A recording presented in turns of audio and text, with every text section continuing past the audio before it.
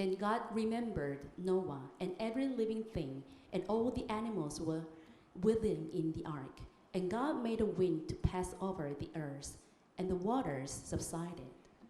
하나님이 노아와 그와 함께 방주에 있는 모든 들짐승과 가축을 기억하사 하나님이 바람을 땅 위에 불게 하심에 물이 줄어들었고. 아멘. 여러분, 홍수 이전의 세상은 어땠을까요? 당시의 대홍수는 노아가 600세 되던 해에 벌어진 일이었거든요. 근데 그 당시의 인류는 어떻게 수명이 그렇게 길 수 있었던 건가? 옛날에는 궁창 아래의 물과 궁창 위의 물로 물이 이렇게 나뉘어졌어요. 그 중간에 하늘이 있는 거예요. 창세기 1장 6절 7절 말씀, 하나님이 이르시되 물 가운데 궁창이 있어 물과 물로 나누라 하시고, 하나님이 궁창을 만들다 궁창 아래의 물과 궁창 위의 물로 나누게 하시니 그대로 됐다 그랬어요. 궁창이 뭐라고요? 창세기 1장 8절 말씀, 하나님이 궁창을 하늘이라 부르시니라. 지구를 어떤 물이 덮고 있어가지고 항상 온 지구상의 기후가 따뜻하고 온화했던 거죠. 사람이 살 수 없는 사막이나 광야나 빙하지대 따위는 없었던 거죠. 험준한 산이나 깊은 협곡도 없었을 거예요. 비가 내리지 않아도 각종 채소와 과일 등이 풍성했을 겁니다. 한마디로 사람이 살기에 최적의 환경 조건이었던 거죠. 동식물들이 서식하기에 최적의 자연 환경이었던 거죠. 다시 한번 강조하건대 당시에 일어났던 대홍수의 흔적들이 지구 도처에서 발견됩니다. 고지대의 협곡에 큰 물이 쓸고 지나간 흔적들이 발견돼요. 산꼭대기 같은 고지대에 물고기 화석들이 수도 없이 많이 발견됩니다. 고지대에 염분이 섞인 돌과 바위들이 수없이 많이 발견돼요. 세계 도처에 대홍수의 증거가 엄청나게 많다는 사실을 깨달아 알게 되기를 바랍니다. 중국의 한자 가운데는요, 하나님의 말씀과 연결되는 글자가 많이 있거든요. 그중 하나가 배선자예요.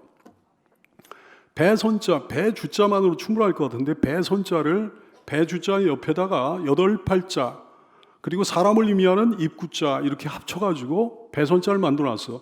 배에 8명의 사람이 탔다는 거거든요. 그게 배라는 거예요. 노아의 방주잖아요. 한자의 기원이 5,000년입니다. 한자가 확립된 것도 한나라 때 확립이 됐는데 중국의 한나라도 뭐 기원전 나라잖아요. 성경 말씀이 중국에 전해지기 전에 이미 하나님의 말씀에 관련된 한자들이 그 중국 한자에 녹아져 있었습니다. 노아 시대의 홍수, 노아의 방주가 역사적 사실이라는 수많은 증거 가운데 하나잖아요. 성경의 모든 말씀, 모든 기록은 신화나 설화나 전설이 아닙니다. 일정 일획도 어긋남이 없는 역사적 사실입니다. 방주의 구조는 지난번에도 얘기했지만 놀랍습니다. 길이와 폭과 넓이의 비율을 따져 수학적으로 계산해 보면 그 탁월한 안전성이 입증되는 거죠. 학자들에 의하면 해군 연구소의 연구에 따르면 격심한 비바람과 가장 큰 풍랑에도 견딜 수 있도록 가장 안전하게 설계되어 있다는 거예요. 당연한 거죠. 하나님께서 직접 설계해 주신 거니까요. 방주의 크기 또한 놀랍습니다. 거대한 방주는 3층 구조거든요.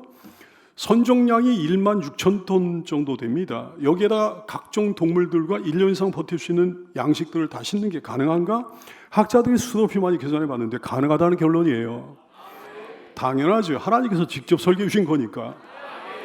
우리가 지금 타고 있는 이 구원의 방주 절대 안전한 줄로 알게 되기 바랍니다.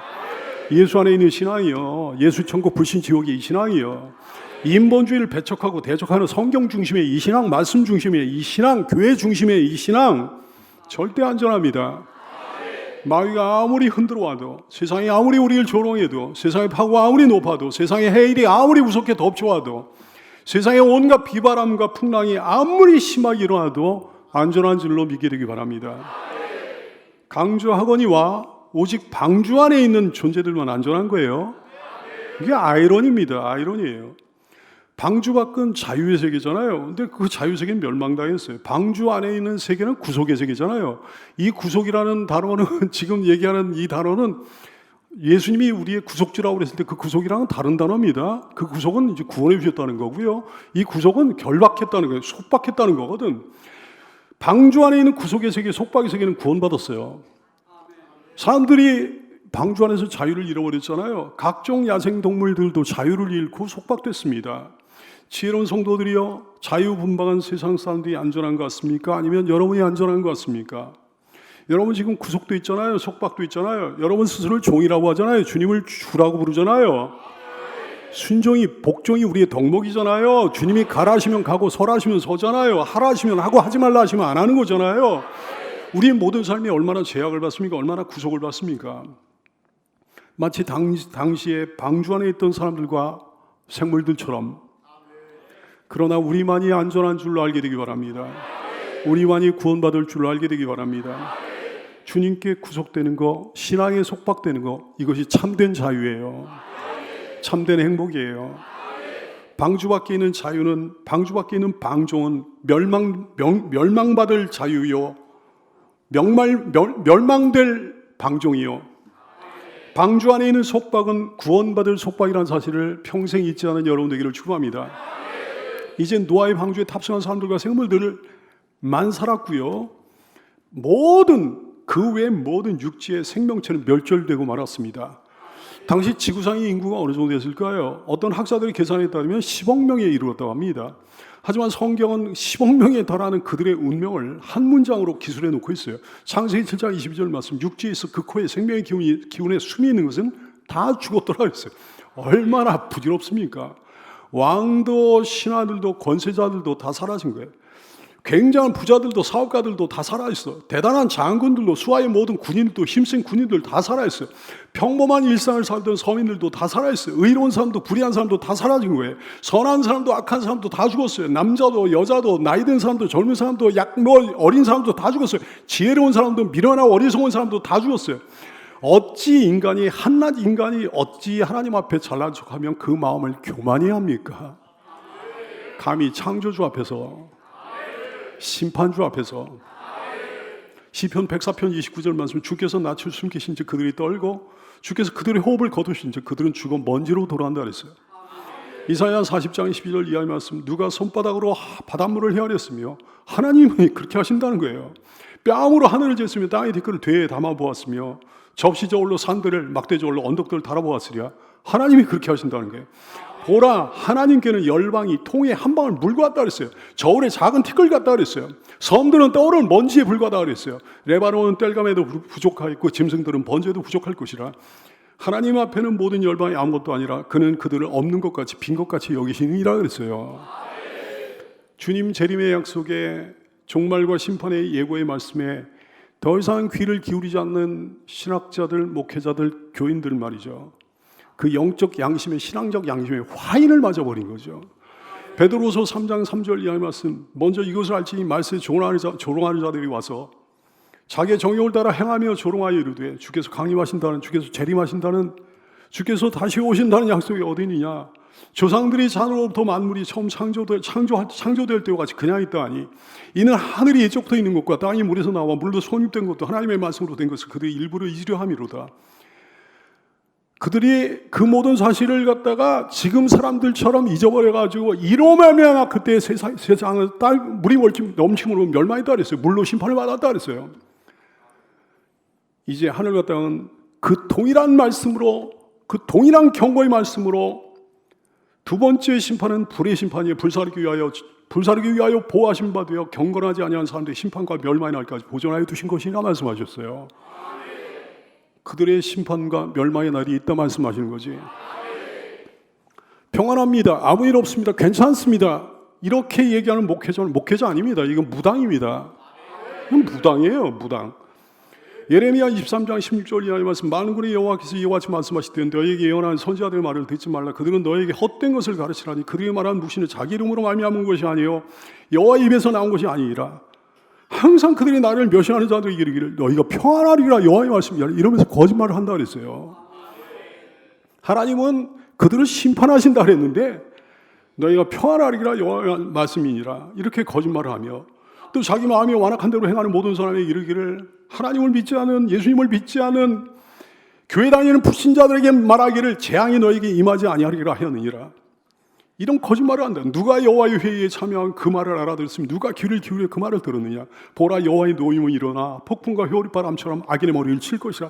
여호와의 진노가 내 마음에 뜻한 바를 행하여 이루기까지는 그치지 아니하리니 너희가 끝날에 비로소 그것을 완전히 깨달으리라 그랬어요. 심판받을 때, 주님의 날이 이를 때 그것을 완전히 깨닫게 된다 그런 거죠. 그날에 깨달으면 늦은 줄로 깨닫게 되기를 축원합니다. 여러분, 하나님의 진노와 심판이 있습니다. 지옥 형벌이 있다고요. 주님 앞에 설 그날을 준비하면서 하는 참된 성도가 되기를 축원합니다. 노아의 8 식구와 동물들은 방주 안에서 1년하고도 17일을 더 살았습니다. 노아가 600세 되던 해에 2월 17일 날 홍수가 일어나기 시작했거든요. 그 다음에 그 이듬해, 그 다음에 2월 27일 날 방주에서 나왔습니다. 그러면 이제 1년하고 열흘인데 왜 1년하고 17일인가 하면 홍수가 나기 일주일 전에 하나님께서 미리 방주로 들어가 있으라 노아와 노아의 가족들에게 지시하셨잖아요. 그러니까 일주일 전부터 들어가 있었던 거예요. 그러므로 방주 안에 있었던 세월은 1년 17일이에요. 40일간 엄청난 비가 쏟아졌습니다. 3월 27일 날에는 지구상의 높은 산이 다 물에 잠겼어요. 그 후 150일간을 배가 물 위에서 떠다닌 거지. 150일 후인 7월 17일부터 물이 빠지기 시작했습니다. 정리해 보자면 실제로 비가 내린 기간은 40일간이에요. 2월 17일부터 3월 27일.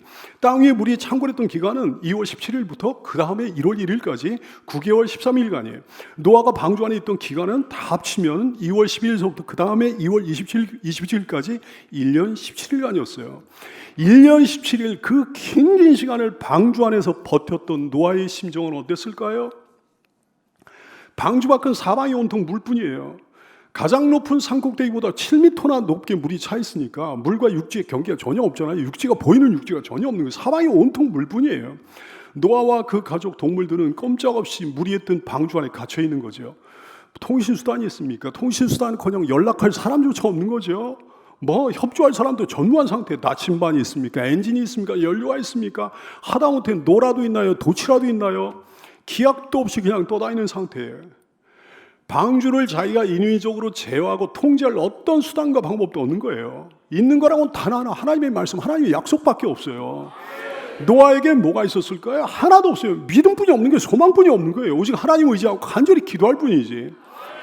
당시에 방주 안에 있던 노아처럼 자신의 삶을 스스로 제어하거나 통제할 수 없는 상태에 놓인 성도가 혹시 있나요? 자기 삶을 스스로 통제할 수가 없는 거야. 제어할 수가 없는 거야. 노아처럼.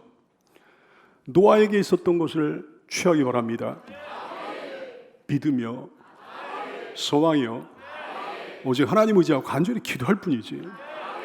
큰 물결이 설레는 어두운 바다 저 등대의 불빛도 희미한데 이 풍랑에 배저 항해하는 주 예수님 이외에 사공이라 나 두려움 없네 두려움 없도다 주 예수님 늘 깨어 계시도다 이 흉흉한 바다를 다 지나면 저 소망의 나라에 이르리라. 믿음으로 소망으로 기도로 그 소망의 나라에 이르게 되기 바랍니다. 과연 하나님께서는 그 배에 사공이 되셨어요. 그래서 그 배를 아라랏산으로 인도해 가십니다. 방주가 정확히 아라랏산에 멈춘 거예요. 4절 말씀 7째 달 그달 11의 날에 방주가 아라랏산에 머물렀다 그랬어요. 하나님께서 노아의 방주를 아라랏산 정상의 어딘가에 걸리게 해가지고 정박시켜 주신 거죠. 지금도 그 이름으로 실존하는 산입니다. 아라라트산이에요. 튀르키예 동부에 있어요. 이란 북부입니다. 아르메니아 중서부 쪽가 3개국에 걸쳐서 국경지대에 걸쳐 있는 산이에요. 5,000m가 훌쩍 넘어가는 산이에요. 티그리스 강, 유프라테스 강의 발원지입니다. 노아의 홍수, 여기 이 지점이 말이죠. 노아의 홍수들이 이제 세계 각처에 세계 도처에 흩어져 살아야 되는 거 아니겠어요? 근데 노아의 후손들이 세계 각처로 퍼져나가기에 매우 적합한 지역이죠. 몇 해 전에 본 사람도 기사를 본 사람도 여기 분명히 있으리라 생각이 됩니다만은 그 산에서 아라랏 산에서 노아의 방주의 흔적이 발견돼서 큰 화제거리가 된 적이 있습니다.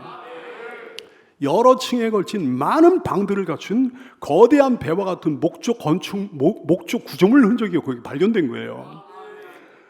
노아의 홍수 당시에 지구상에서 가장 높은 산이 아라랏 산이었던 것 같습니다. 오늘날은 뭐 에베레스트 한 높은 산들이 8,848m 이런 큰 산들이 높은 산들이 많이 있잖아요.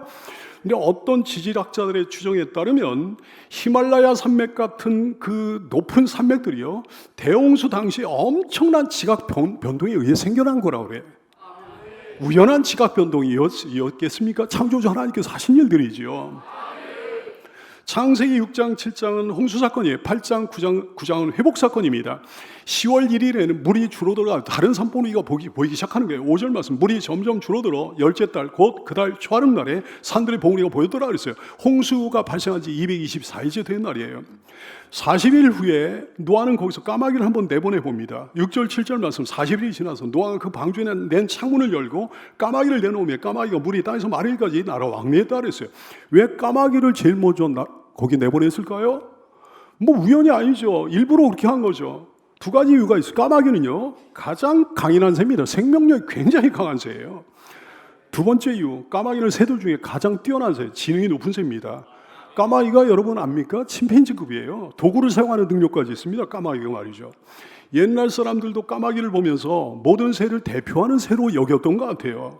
보세요. 까마귀 오자는 새 조자와 너무 비슷하잖아요. 모든 새를 대표하는 새로 여겼던 것 같아요.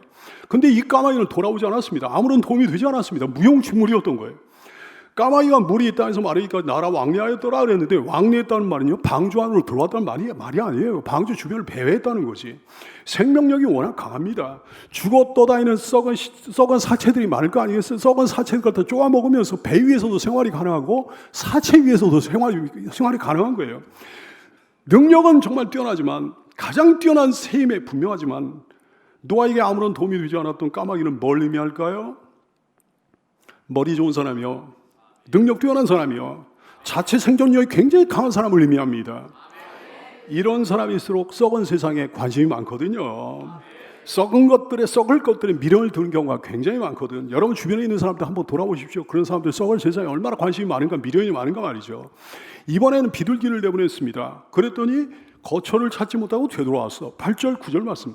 그가 또 비둘기를 내놓아 지면에서 물이 줄어드는 줄 알고자 하며 온 지면에 물이 있으므로 비둘기가 발붙일 곳을 찾지 못하고 방주로 돌아와 그에게로 오는지라 그가 손을 내밀어 방주 안 자기를 받아들였다 그랬어.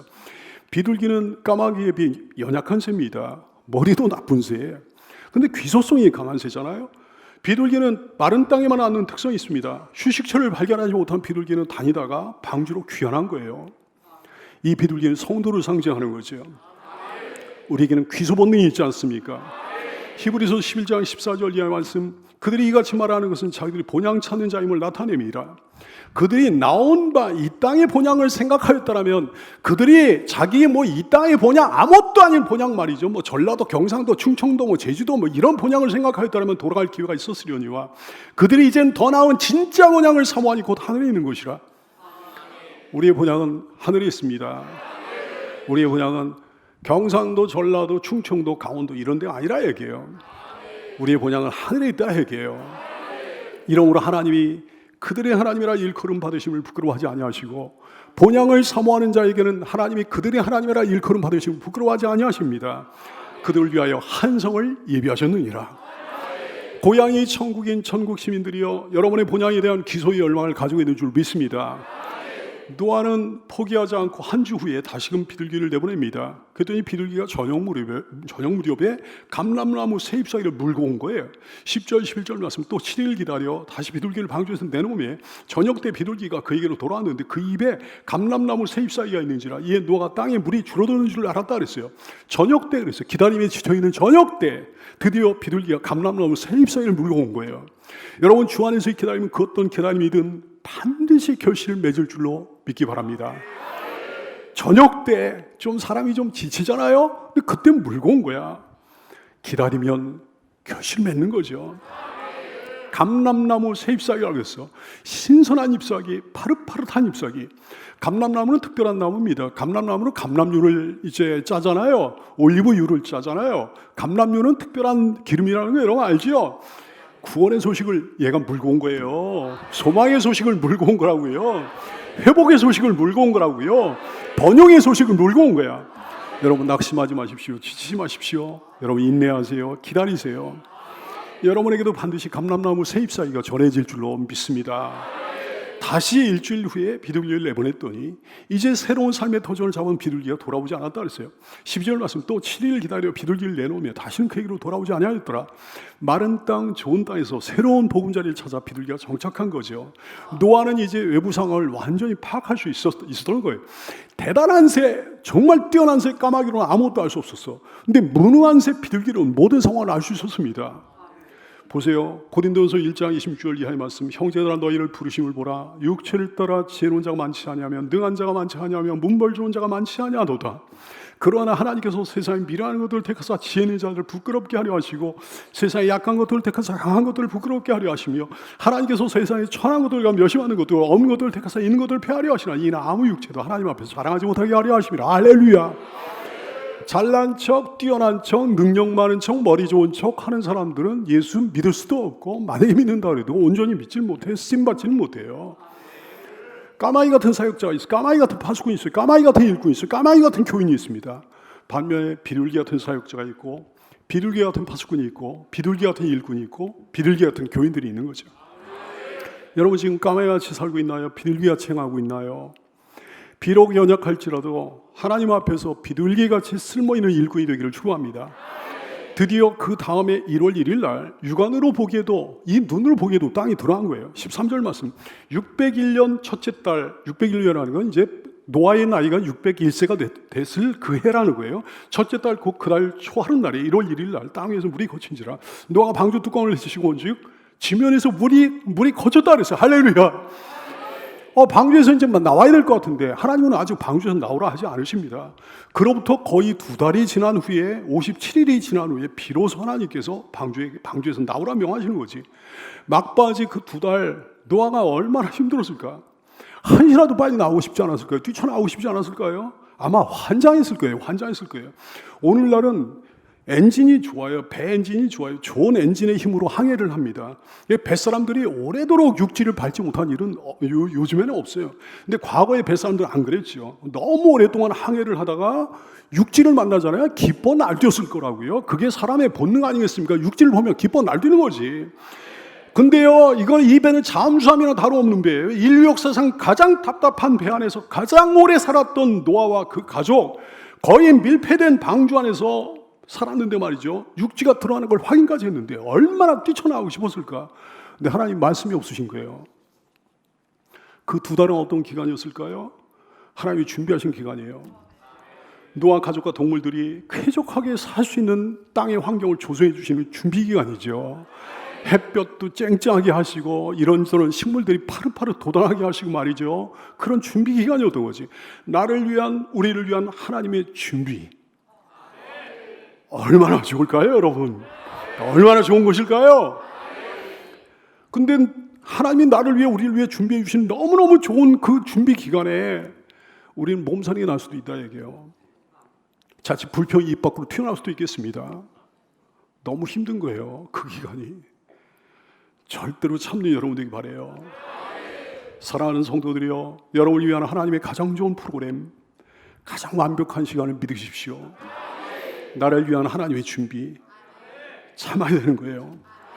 여호와 이레입니다. 이레 하나님이십니다. 자, 어떻게 해가지고 노아와 그 가족들 방주 안에 탑승했던 그 모든 것들이 새로운 삶의 기회를 얻게 된 걸까요? 이유는 하나뿐이 없는 거예요. 하나님이 기억해 주심으로. 하나님이 그들을 기억하사. 더 살까요? 그들을 기억하사. 보세요. 창세기 8장 1절 말씀이 이렇게 시작하잖아요. 하나님이 노아와 그와 함께 방주에 있는 모든 들짐승과 가축을 기억하사 그들을 기억하사 하나님이 바람을 땅 위에 불게 하시며 바람이 줄어들었다 그랬어요. 기억하사. 자카르라고 하는 단어거든요. 여러분 이 단어를 오해하면 안 됩니다. 하나님이 언뜻 생각났다는 게 아니에요. 하나님이 노아와 그 가족들, 동물들이 갑자기 생각났다는 게 아니에요. 항상 마음속 깊이 새기고 있는 상태를 의미합니다. 그들을 한순간도 잊어버리신 적이 없다는 거예요. 기억하사 자카를 항상 기억하고 계시다가 하나님이 생각한 가장 적합한 때에 개입하셔서 구원해 주시고 도와주시는 하나님의 자비로운 행동을 의미합니다. 창세기 19장 29절 말씀, 하나님이 그 지역의 성을 멸하실 때, 그 롯이 거주하는 소돔성을 엎으실 때 하나님이 아브라함을 생각하사, 아브라함을 기억하사, 아브라함을 자카를 하사, 아브라함을 항상 기억하고 계시다가 롯을 그 엎으신 중에서 내보내셨다고 했어요. 시편 105편 42절 말씀, 이는 그의 거룩한 말씀과 그의 종 아브라함을 기억하셨음이로다. 항상 생각하셨다는 거예요. 창세기 32장 22절 말씀, 하나님이 라헬을 생각하신 줄, 하나님이 그의 손을 들으시고 그의 대를 여셨다 그랬어요. 라헬을 그때 갑자기 문득 생각하셨다는 게 아니라 항상 기억해 주셨다는 거예요. 출애굽기 2장 24절 말씀, 하나님이 그들의 이스라엘 백성들의 고통 소리를 들으시고 하나님이 아브라함과 이삭과 야곱에게 세운 그의 언약을 기억하셨다 그랬어요. 갑자기 생각나시고 갑자기 떠올랐다는 게 아니에요. 항상 기억하고 계시다가 이제 도움의 손길을, 구원의 손길을 베푸시는 거예요. 하나님은 나에 대해, 하나님은 여러분에 대해 깜빡깜빡하지 않으십니다. 까맣게 잊고 계시다가 갑자기 문득 떠올리시는 게 아닙니다. 여러분을 줄곧 기억하고 계심을 깨닫게 되기 바랍니다. 여러분의 모든 것을 한순간도 잊지 않으심을 깨닫게 되기 바랍니다. 근데요, 문제는요, 하나님이 기억하시는 중에도 어려움이 있을 수 있다는 사실을 알아야 되는 거예요. 노아와 그 가족들과 동물들 하나님이 항상 기억하고 계셨거든요. 근데 1년 이상을 하나님이 기억하고 계시는 중에도 1년 이상을 방주 안에서 고생했던 거 생각해 보십시오. 사람들끼리만 지내도 고통이었을 거예요. 그 안에서만 북적북적 뭐 지지고 없고 하니까 인간관계 갈등 같은 게 있을 거 아니겠습니까? 가족들 가운데도 항상 뭐 그 안에서만 지지고 없고 하니까요. 근데 인간들만 있는 게 아니에요. 각종 동물들과 함께 있는 거예요. 먹이를 주고 배설물 치우고 막 그런 게 얼마나 고역이었을까요? 노아만 그랬습니까? 아브라함은 항상 하나님이 기억하시는 인생이었는데 아브라함의 인생의 온갖 고난을 생각해 보세요. 라헬도 마찬가지예요. 아이가 없어 고통을 당한 세월 생각해 보세요. 이스라엘 백성들 항상 하나님이 기억하고 계셨지만 애굽 땅에서 노예살이하면서 고통을 당한 오랜 세월을 생각해 보십시오. 항상 하나님이 기억하고 계시지만 이런저런 어려움이 있을 수 있다는 사실을 기억하는 여러분 되기 바랍니다. 사랑하는 여러분, 하나님이 우리 기억하셔요. 언제요? 갑자기요? 어느 날 문득 불현듯 어떤 생각이 나가지고 문득 생각이 떠올라가지고? 아니요. 항상 기억하고 계십니다. 지금도 기억하고 계십니다. 한순간도 우리를 잊지 않으십니다. 마태복음 10장 30절, 너희에게는 머리털까지 다 세심받아 줬다 그랬어요. 머리털은 하루에도 수십 개가 빠지고 수십 개가 새로 나와 이렇게 하는데 머리털 매일매일 새로 이렇게 빠지고 새로 나는 머리털까지 다 세심받아 줬다 그랬어요. 노아의 평생을 기억하고 계시는 거예요. 480세부터 600세가 되기까지 120년간의 세월 동안 배를 짓고 있는데 그 세월 동안 하나님이 다 기억하고 계시는 거예요. 무서운 비가 내리는 동안 노아를 기억하고 계시는 거예요. 그 바다 위를 떠다니는 동안 노아를 기억하고 계시는 거예요. 비가 그친 다음에도 막 방주 안에 머물러 있는 그 기간 동안 하나님은 노아를 기억하고 계시는 거지. 가장 무서운 재앙이 뭘까요? 가장 무서운 저주가 뭘까요? 하나님께서 그 사람 잊어버리시는 거예요. 에스겔서 21장 30절, 내가 불에 섭같이 될 것이며 내 피가 나라가운데 있을 것이며 무서운 일이 벌어지는데 왜 그런 일이 벌어지고 내가 다시 기억되지 못할 것이 하나님께 기억되지 못한다 그랬어요. 하나님께 기억되지 못하니까 그 고통. 지옥에 간 사람은 하나님의 뇌리에 없습니다. 하나님의 기억 속에 없는 줄로 알게 되기 바랍니다. 그러므로 성도들은 늘 하나님께 이런 소원으로 간절히 기도할 수밖에 없는 거죠. 시편 119편 49절, 주의 종에게 하신 말씀을 기억하소서. 주께서 내게 소망을 가지게 하셨나이다. 사랑하는 성도들이여, 가장 무서운 재앙, 가장 무서운 저주가 하나님이 기억하시지 않는 거라고 한다면 가장 큰 복은 뭘까요? 하나님께서 기억해 주시는 거 아니겠습니까? 내가 너를 기억하리라. 내가 너를 잊지 않으리라. 보세요. 하나님이 이 종에게, 하나님이 여러분에게 이런 약속해 주셨어요. 이사야 49장 14절의 말씀, 오직 시온이 이르기를 여호와께서 나를 버리시며 주께서 나를 잊으셨다 하거니와 너무 힘들어가지고 그런 말을 하거니와 아니 여인이 어찌 그 젖먹는 자식을 잊겠으며 자기 태서 난 아들을 긍휼히 여기지 않겠느냐. 그들은 혹시 잊을지라도, 그들은 혹시 자기 자식을 잊을지라도 나는 너를 잊지 아니할 것이라. 내가 너를 내 손바닥에 새겼고 너의 성벽이 항상 내 앞에 있나니 내 자녀들은 이제 빨리 걷게 될 것이다. 너를 헐며 너를 황폐하게 하던 너의 대적들은 너를 떠나가리라. 하나님이 기억하사, 하나님이 그들을 기억하사, 하나님이 나를 기억하사, 따라서 할까요? 그들을 기억하사, 나를 기억하사. 그래요. 한순간도 잊지 않으시는 하나님이십니다. 때가 되매 기억하사 모든 은혜를 내려주실 줄로 믿습니다. 기도하겠습니다.